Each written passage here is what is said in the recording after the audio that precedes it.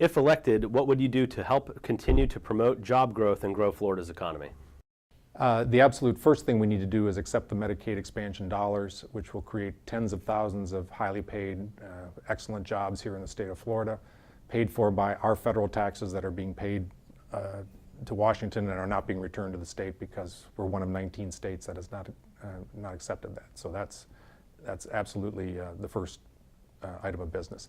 Secondly, we need to do a better job of matching employers' needs to the student skills on the other end of their education experience. Right now we have a mismatch between the jobs that are available in Florida. The Chamber's latest numbers are over 250,000 jobs are available in Florida but cannot be filled because we do not have the students graduating who have those skills.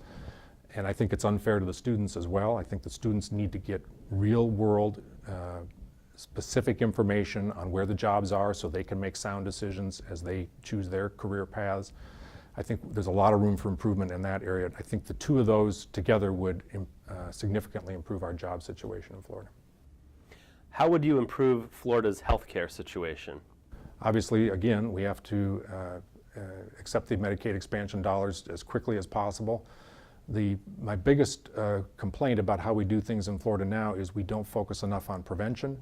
We spend way too much time dealing with the problems that occur after we have full-blown diabetes or full-blown heart attacks or whatever. All of those can be significantly reduced with routine, regular medical care, as we would get with the Medicaid expansion. I'm also a big fan, as you know, of the YMCA process and other community organizations that can bring healthy living into people's lives. So much of this is preventable with exercise, a good diet, and yet we don't spend enough effort on trying to get people to lead healthy lives. It would save a tremendous amount of our resources that we now devote to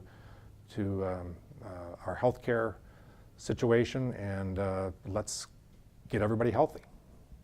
What challenges do you see in Florida's K-12 education system? And if elected, what would you do to address those challenges? By far, the biggest challenge is that 35 to 40% of the kids show up for that K-12 experience not prepared. They haven't been received high-quality child care. Their parents haven't gotten what they needed in the first 5 years. The kids are way behind, and they stay behind. And it's virtually impossible for those kids to catch up.